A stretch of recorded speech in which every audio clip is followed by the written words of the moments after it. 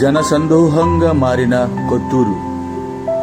భారీగా హాజరైన అయ్యప్ప స్వాములు, వేలాదిగా తరలివచ్చిన భక్తులు.